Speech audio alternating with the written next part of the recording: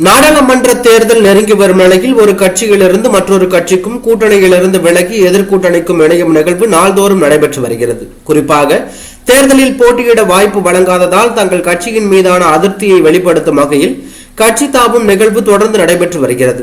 அந்த வகையில் கடந்த சில தினங்களாக தமிழகத்தில் பல்வேறு முக்கிய நிர்வாகிகள் மாற்றுக் கட்சியில் இணைந்து வருகிறார்கள்.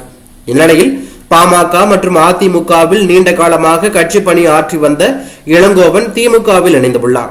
1999 ஆண்டு நாடாளுமன்ற தேர்தலில் பாட்டாளி மக்கள் கட்சி சார்பாக போட்டியிட்டு வென்றவர் இளங்கோவன். பின்னர் அந்த கட்சியிலிருந்து விலகி அதிமுகவில் இணைந்து பணியாற்றி வந்த இளங்கோவன் இன்று திமுக தலைவரும் முதலமைச்சர் மு.க.ஸ்டாலின் முன்னிலையில் திமுகவில் இணைந்தார்.